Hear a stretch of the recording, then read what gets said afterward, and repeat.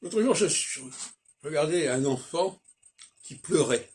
Vous savez, souvent, dans la rue, on voit des enfants qui crient, qui pleurent parce qu'ils ne sont pas contents. Et ça m'a montré que là, on est dans le domaine du ça visuel et du ça auditif.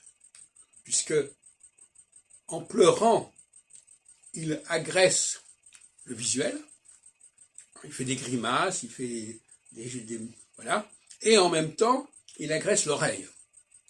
Donc il est dans une double agression qui est parallèle d'ailleurs à une agression qui pourrait être celle du bébé qui fait caca dans sa... etc.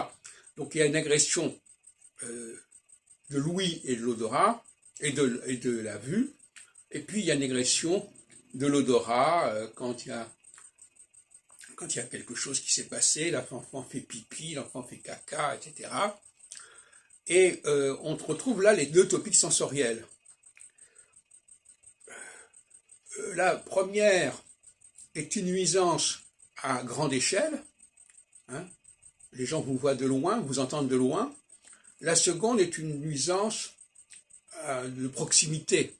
L'odeur, c'est quelque chose qui ne dépasse pas, sauf dans des trucs absolument énormes, je sais pas moi, des charniers ou des pollutions. Hein. Mais d'une manière générale, l'odeur corporelle, l'odeur vestimentaire, elle n'a pas du tout le même impact que la parole sauvage ou même que l'apparence sauvage aussi.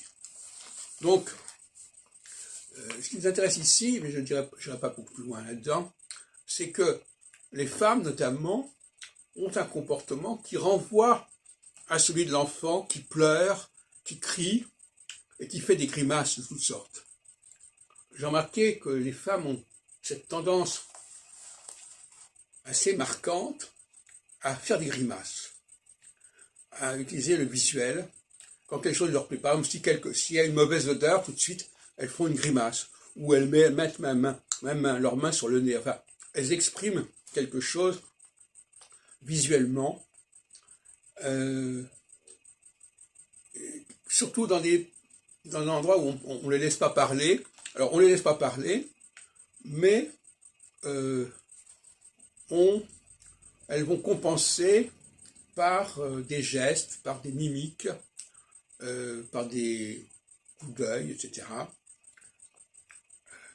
Donc là aussi, il y a quelque chose à étudier sur ce plan-là.